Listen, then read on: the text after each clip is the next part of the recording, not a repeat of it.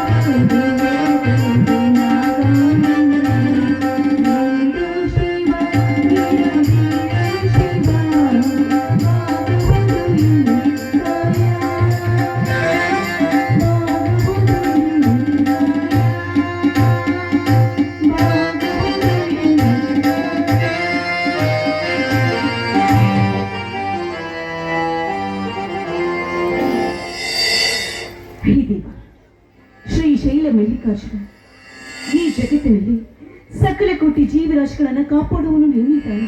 ಅದೇ ರೀತಿ ನಮ್ಮನ್ನು ಕಾಪಾಡುವ ಭಾರ ಕೂಡ ನಿನ್ನಲ್ಲಿ ಕಲ್ಪಿದೆ. ಬಡವ ಬಲ್ಲಿದ ಇರುವ ತಾರತಮ್ಯ ನಿನ್ನಲ್ಲಿ ಕಪ್ಪ. ಬಲ್ಲಿದವರನ್ನ ಬಲ್ಲಂತೆ ಮೆರೆಯಲು ಬಿಟ್ಟು ಈ ಬಡವರನ್ನ ನಿನ್ನ ಪೂಜೆಗಾಗಿ ಸೃಷ್ಟಿ ಮಾಡಿದ್ದೀನಿ. ನಾನಿನಲ್ಲಿ ಬಿಡುವುದು ಒಂದೇ. ಚಿಕ್ಕ ವಯಸ್ಸಲ್ಲಿ ಹೆತ್ತ ತಾಯಿಯನ್ನು ಕಳೆದುಕೊಂಡು ತಪ್ಪಲಿ ನಾನು. ಅವಾಗಿಂದ ನನ್ನ ತಂದೆಗಳನ್ನ ಅವಿಷ್ಟರ ಪ್ರೀತಿಯಿಂದ ಸಾಕಿ ತೆಗೆದಿದ್ದಾರೆ. ನನ್ನಿಂದಾಗಿ ನನ್ನ ತಂದೆ ಕಣ್ಣಲ್ಲಿ ಹನಿ ನೀರು ಬಾರದಂತೆ ನೀನೇ ಕಾಪಾಡಬೇಕು.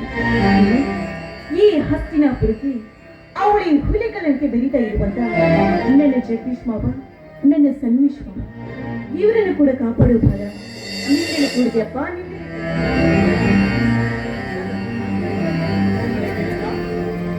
ಎಲ್ಲ ಭಾರವನ್ನ ಆ ಪರಶುವಿನ ಮೇಲೆ ಹಾಕಿಬಿಟ್ರೆ ಆ ದೇವರ ಗತಿಯಲ್ಲ.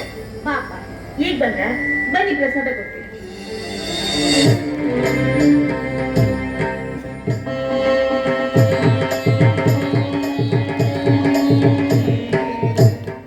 ಮಗಳೇ ಗಿರಿಜಾ, ಈ ಮಲ್ಲಿಕಾರ್ಜುನರ ಲೀಲೆ ಅಗಾಧವಾದನು. ನಿನಗೆ ಇವತ್ತು ನಾನೊಂದು ಸತ್ಯದ ವಿಷಯವನ್ನ ಹೇಳಬೇಕೆಂದು ಮನಸ್ಸು ಆಸರೆ ಇಟ್ಟಿದೆಯಮ್ಮ. ಸತ್ಯನ ಹೇಳ, ಅದಾವ ಸತ್ಯ ಅಂತ ಹೇಳು ಮಗಳೇ. ಈ ವಿಷಯ ನಮ್ಮಿಬ್ಬರನ್ನು ಹೊರತುಪಡಿಸಿ ಬೇರೆ ಯಾರಿಗೂ ತಿಳಿಯಬಾರದು ಹಾಗೆಂದು ವಚನ ನೀಡಿದೆ. ಅಪ್ಪ, ಸಾಕಿ ಬೆಸೆದ ತಂದೆಗೆ ನಾನು ದ್ರೋಹ ಮಾಡಿದೆ. ನೆರಳಿನ ಆಶ್ರಯವನ್ನು ಪಡೆದ ಗಿಡದ ಬುಡವನ್ನು ಕತ್ತರಿಸಿ ಹಾಕುವಂತ ಕಟ್ಟಿಗೆ ನಾನಿಲ್ಲಪ್ಪ. ಹಾಲುಣಿಸಿ ಬೇಸದ ತಂದೆಗೆ ವಿಷ ಕಕ್ಕುವಂತ ಪಾಪಿ ನಾನಿಲ್ಲ. ಅದ ಆ ಮಾತು ಅಂತ ಹೇಳು. ಆಗಿನ ಮಾತು ನಾನು ನಡೆಸ್ಕೊತೀನಿ ಅಂತ ನಿನ್ನ ಹೆತ್ತ ತಾಯಿ ಮೇಲೆ ಆಣೆ ಮಾಡಿ ಹೇಳ್ತೀನಿ.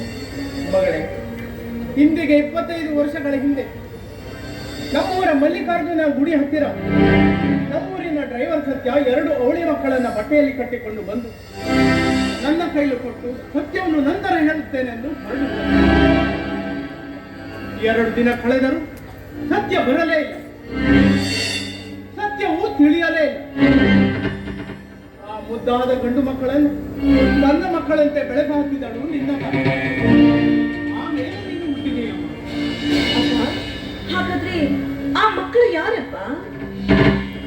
ಆ ಮಕ್ಕಳು ಬೇರೆ ಯಾರು ಅಲ್ಲಮ್ಮ, ಹಸ್ತಿನಾಪುರದಲ್ಲಿ 10 ಹುಲಿಗಳನ್ನು ಹುಟ್ಟಿ ನಿಲ್ಲುವ ನಿನ್ನ ಸೋದರ ಮಾವ. ಇದು ನೀ ಹೇಳ್ತಾ ಇದ್ದೀನಿ.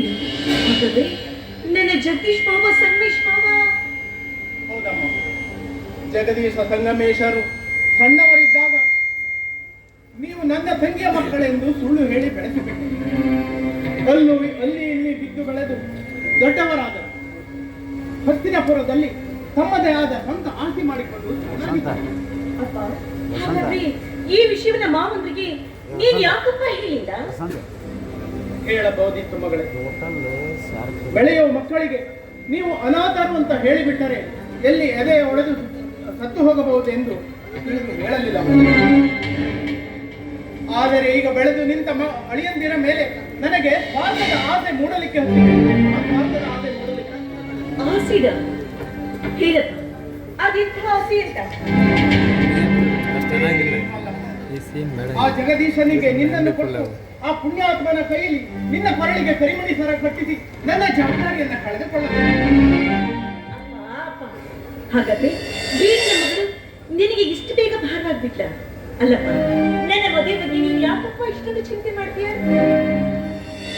ಮಗಳೇ ಗಿರಿಜಾ, ಒಳ್ಳೆಯ ತಾಯಿ ಒಳ್ಳೆಯ ಭಾರವೇನು? ಹೆತ್ತ ತಾಯಿ ತಂದೆಗೆ ಮಕ್ಕಳು ಭಾರವೇನು? ಬೆಳೆದು ನಿಂತ ಮಕ್ಕಳನ್ನು ಮದುವೆ ಮಾಡಿ ಕೊಡು, ಗಂಡನ ಮನೆಗೆ ಕಳಿಸಿಕೊಡುವುದು ಪ್ರತಿಯೊಬ್ಬ ತಂದೆ ತಾಯಿಯ ಕರ್ತವ್ಯ. ಅದಕ್ಕಾಗಿ ನಾಳೆನೇ ಹಸ್ತಿನಾಪುರಕ್ಕೆ ಹೋಗೋಣ.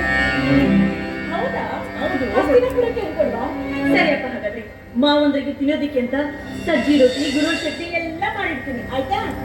ನೋಡು, ಮದುವೆ ಅಂದ ಕೂಡಲೇ ಮಾರುತ್ತ ಕೋಪ ಮಾಡಿಕೊಂಡ ಮುಂದದಲ್ಲಿ ಈಗ ಭಾವಿ ಗಂಡನಿಗೆ ಅದನ್ನು ಮಾಡ್ಲಾ ಇದನ್ನು ಮಾಡ್ಲಾ ಅಂತ ಕೇಳೋ ಪ್ರತಿಯಲ್ಲ.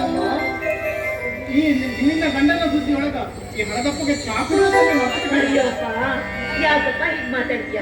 ಇಂಥ ಸಿಹಿ ಸುದ್ದಿನ ನೀ ನನಗೆ ಹೇಳಿದ್ಯಾ? ಚಹಾ ಇಟ್ಟು ಬಿಸಿ ಬಿಸಿಯಾಗಿ ಕಾಫಿನಿ ಮಾಡ್ಕೊಂಡು